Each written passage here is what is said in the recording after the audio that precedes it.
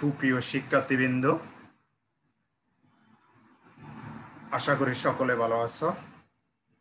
একলাসপুর উচ্চ বিদ্যালয় অনলাইন ক্লাসে সকলকে সুস্বাগত।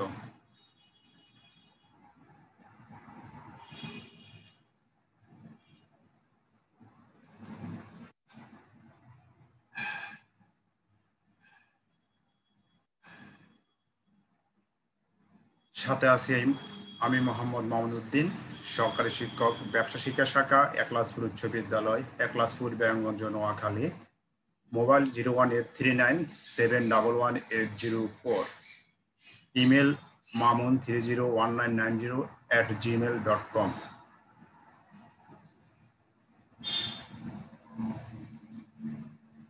সুপ্রিয় শিক্ষার্থীবৃন্দ, বিষয় হিসাব বিজ্ঞান, শ্রেণী নবম ও দশম শ্রেণী, অধ্যায় দ্বাদশ অধ্যায়। এখানে উঠে নেয় ঢাকা বোর্ডের 2019 সালের 11 নম্বর প্রশ্ন। এই দ্বাদশ অধ্যায় থেকে 12তম অধ্যায় থেকে একটি প্রশ্ন এসেছে। আমরা ওই প্রশ্নটা আজকে উত্তর করার চেষ্টা করব। সুপ্রিয় শিক্ষার্থীবৃন্দ, আমরা প্রশ্ন দেখতেছি,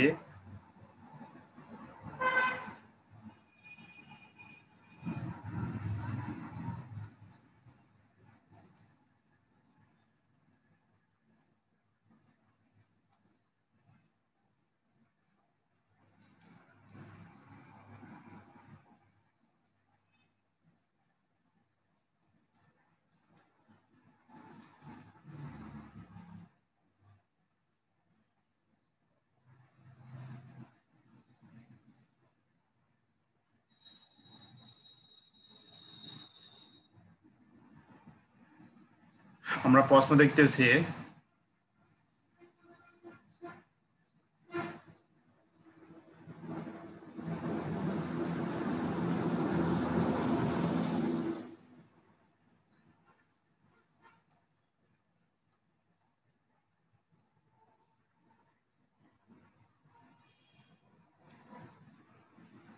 জনাব আরিফ মাসে 15,000 টাকা বেতনে একটি বেসরকারি প্রতিষ্ঠানে চাকুরি করেন। এছাড়া তিনি ডাকঘর সঞ্চয়পত্র হতে বার্ষিক 30,000 টাকা মুনাফা পান। 2018 সালে 1 জানুয়ারি তার পরিবারের সম্পদ ছিল হাতে নগদ 20,000 টাকা, ডাকঘর সঞ্চয়পত্র 3 লক্ষ টাকা। উক্ত বছরে তার পরিবারের অন্যান্য লেনদেন নিম্নরূপ। আমরা এখানে খেয়াল করি যে বিষয়টি, সেটি হলো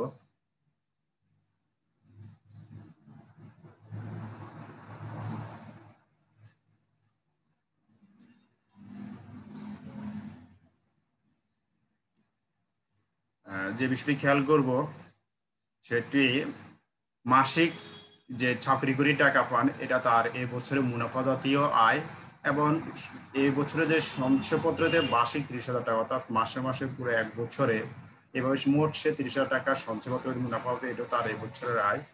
কিন্তু 2018 সালে 1 জানুয়ারি, এটা হলো বছর শুরু, অর্থাৎ প্রারম্ভিক, তার পরিবারের সম্পদ ছিল হাতে নগদ ছিল 20,000 টাকা, ডাকঘর সঞ্চয়পত্র ছিল 3 লক্ষ টাকা। এটা দুটো সম্পদ ছিল, তার কোনো দায় নেই। উক্ত বছরে দেখো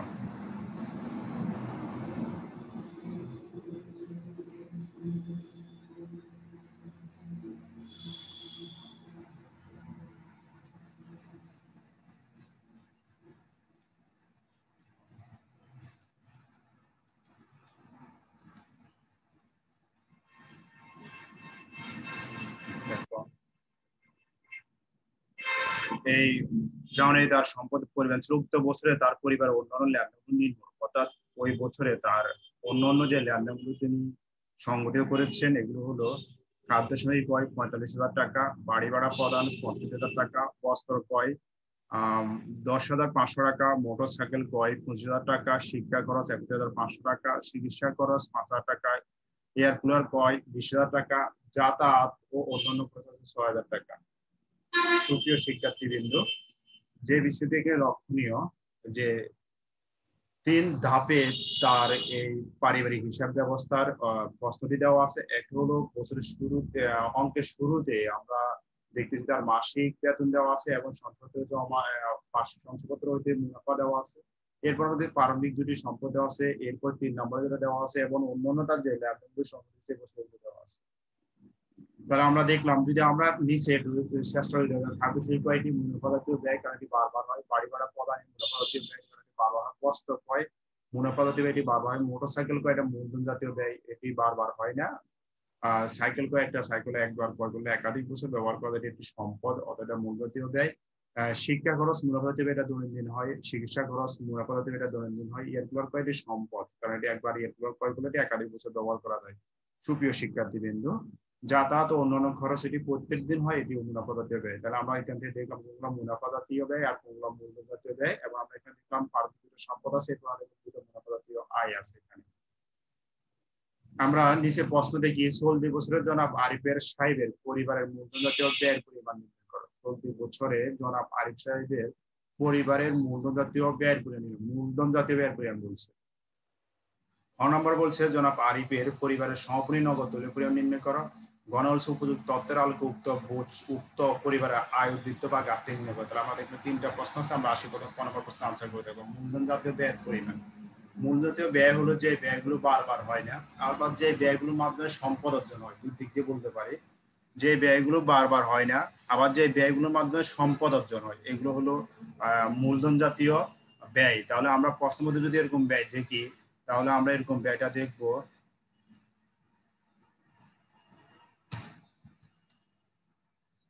এরকম ব্যয় দেখব, যেমন আমরা প্রশ্নটার মধ্যে আবার আসি। দেখো প্রথমে যে দুটি দেওয়া আছে এটি মুনাফা জাতীয় হয়, পরে দুটি এটা সম্পদ প্রারম্ভিক, এখানে কোনো মূলধন ব্যয় নেই। পরে দেখো দুটি ব্যয় আছে, একটা হলো সাইকেল ক্রয়, এটা মূলধন জাতীয় ব্যয় কারণ এটি বারবার হয় না, আর এরপর আছে ইয়ার কুলার ক্রয়, এটি মূলধন জাতীয় ব্যয় কারণ এটি বারবার হয় না।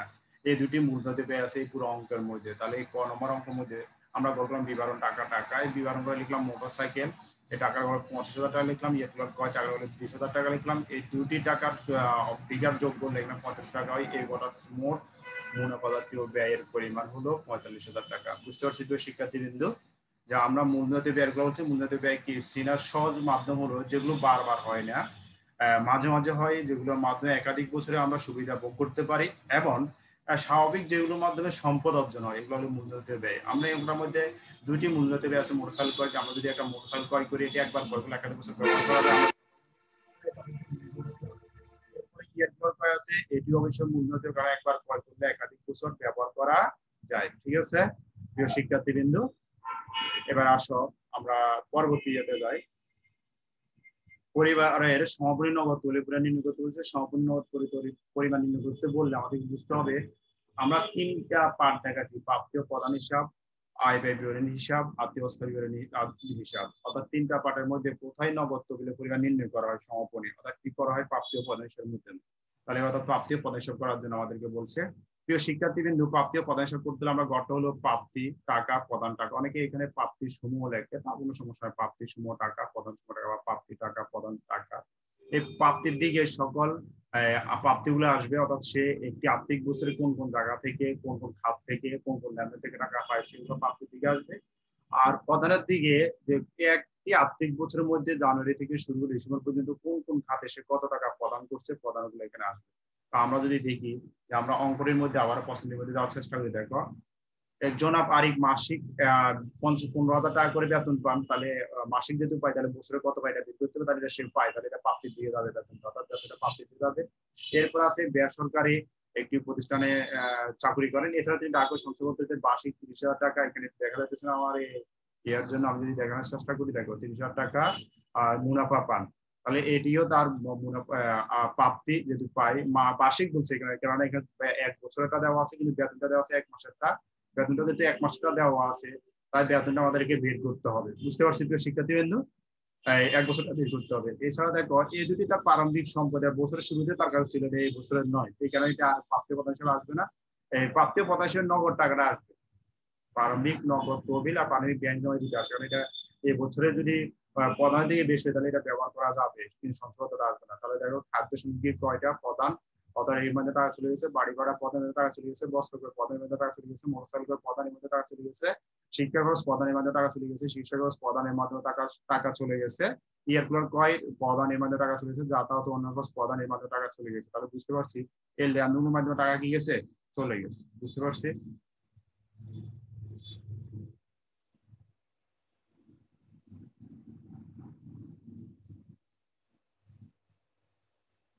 ঠিক আছে। আমরা আসো প্রাপ্তির দিকে। প্রারম্ভিক হাতে নগদ 20,000 টাকা আমরা দেখাচ্ছি ওই বছর শুরুতে দুটি সম্পদ থেকে প্রারম্ভিক হাতে নগদ থাকলে আসবে, প্রারম্ভিক ব্যাংক না থাকলে আসবে। এরপরে এই আর্থিক বছর সে বেতন থেকে প্রাপ্তি হবে 15,000 গুণ 12, অর্থাৎ মাসে 15,000 টাকা পায়, তাহলে 12 মাসে পাবে 1,80,000 টাকা। সঞ্চয়তে মুনাফা পাবে 30,000 টাকা। এরপর প্রধান দিয়ে দেওয়া খাদ্য ক্রয় 45,000 টাকা, বাড়ি ভাড়া 65,000 টাকা, বস্ত্র ক্রয় 10,500 টাকা, মোটরসাইকেল 25,000 টাকা। শিক্ষা খরচ আছে, আমরা উপরে তুলে দিই এটা, শিক্ষা খরচ আছে 31,000 টাকা, চিকিৎসা খরচ আছে 5,000 টাকা, এগুলোর আছে 20,000 টাকা, যাতায়াত ও অন্যান্য খরচ আছে 6,000 টাকা। এগুলো হলো তার প্রধান। এখন এখানে যে কাজটি করতে হবে, মোট প্রাপ্তিটা দেখতে হবে 2,30,000 টাকা থেকে মোট প্রাপ্তি 20,000, 30,000, 1,80,000, 2,30,000। এই 2,30,000 থেকে এই সকল প্রকার প্রদানগুলো বাদ দিতে হবে এই পর্যন্ত। এই বাদ দেওয়ার পরে অবশিষ্ট যেটা থাকবে এটা হলো সব হাতে না করে টাকা বসাতে হবে এখানে, অর্থাৎ এই পর্যন্ত এই ফিগারটা পর্যন্ত বাদ দিতে হবে। যদি আমরা ফিগারটা পর্যন্ত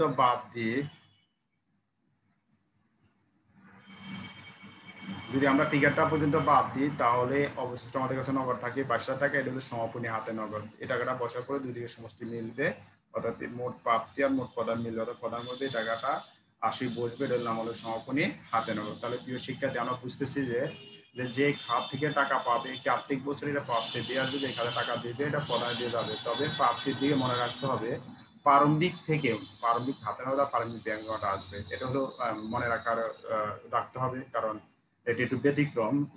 এই বছরের নয়, এটি এর আগের বছরের প্রারম্ভিকটা আগের বছরের এই বছরের প্রারম্ভিক হয়ে আসছে, এই কারণে এটি এখানে আসবে এবং ব্যাংক জমাটা এখানে আসবে। হ্যাঁ, তাহলে আমরা এটি বুঝতে পারছি প্রিয় শিক্ষার্থীবৃন্দ। এরপরে যদি আমরা এই অঙ্কটা এখানে আবারও একটু বলি, যে প্রাপ্তির দিকে প্রারম্ভিক সম্পদে দুটি সম্পদ আসবে, একটা প্রারম্ভিক ব্যাংক জমা আর একটা হলো প্রারম্ভিক হাতে নগদ। এই দুটি ছাড়া আর প্রাপ্তির দিকে আসবে বর্তমানে আর্থিক বছরে এক ব্যক্তি কোন কোন খাত থেকে টাকা পাইলো টাকাগুলো আসবে।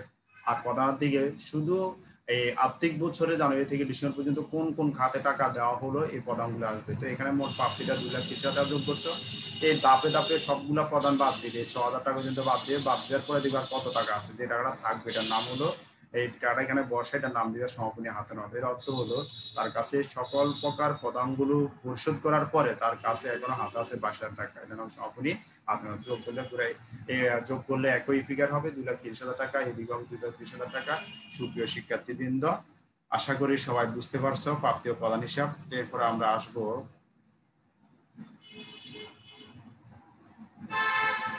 ঘ নম্বর, আয় উদ্বৃত্ত নির্ণয় করতে। আয় বা আয়ের ঘাটতি নির্ণয় করতে বলছে, অর্থাৎ আয় হইতে পারে বা আয়ের ঘাটতি হইতে পারে, ক্ষতি হইতে পারে। জনাব আরিফের আয় ব্যয় বিবরণী 1 ডিসেম্বর 2018 সমাপ্ত বছরের জন্য। সুপ্রিয় শিক্ষার্থীবৃন্দ, আয় ব্যয় বিবরণীতে ঘরটা দেখো, বিবরণ টাকা টাকা 3টা ঘর করতে পারি আমরা, অনেক সময় পক্ষে যদি থাকে তাহলে আমরা 3টা ঘর করতে পারি।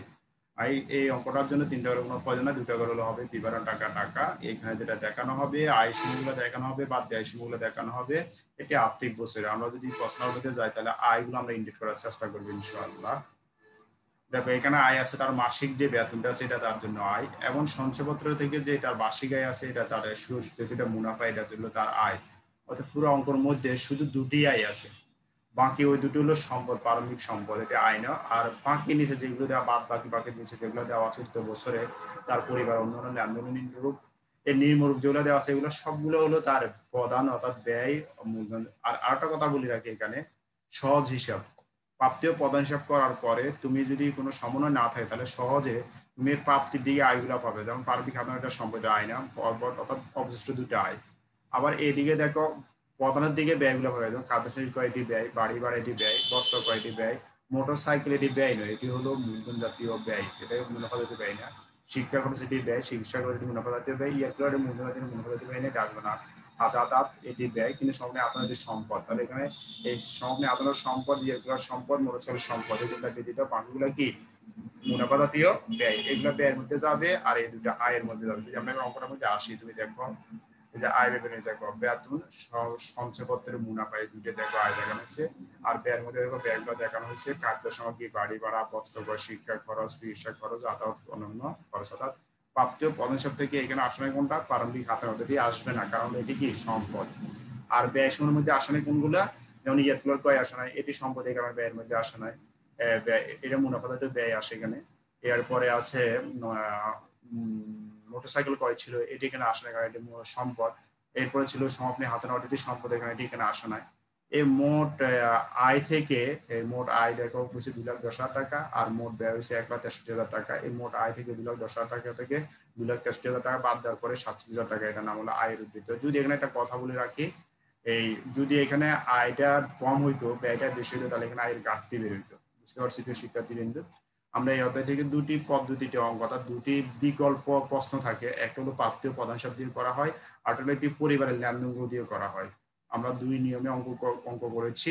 এর আগে আমরা একটা অঙ্ক করেছিলাম যে প্রাপ্তি ও প্রধান হিসাব থেকে, অর্থাৎ প্রাপ্তি ও প্রধান হিসাব প্রশ্নে ছিল। আজকে আমরা যে অঙ্কটা করেছি এটি লেনদেন উদ্বৃত্ত দেওয়া ছিল, আমরা প্রাপ্তি ও প্রধান হিসাব সংগ্রহ, প্রাপ্তি ও প্রধান হিসাব আমাদের করার প্রয়োজন ছিল। আমরা দুইটা পদ্ধতি দুটি অঙ্ক করেছি। আশা করি তোমরা এই অধ্যায়ে বাকি অঙ্কগুলো করতে পারবে। হ্যাঁ, তবে তোমরা 2019 সালের এবং 2018 সালের অঙ্কগুলো করে ফেলে বাসায়। অঙ্কগুলো করতে যদি কোনো সমস্যার সৃষ্টি হয়, তাহলে তোমরা আমার সাথে যোগাযোগ করবে। যেমন আমরা যখন অনলাইনে আসবো, অনলাইন ক্লাসে আসবো, তখন তোমরা রিপিট প্রশ্ন করতে পারো সমস্যা দেখিয়ে, ইনশাআল্লাহ। চেষ্টা করব সমাধান দেওয়ার জন্য। সবাই ভালো থাকবে, সবাই সুস্থতা কামনা করে ইনশাআল্লাহ আজকের মতো এখানে শেষ করলাম। আল্লাহ হাফেজ।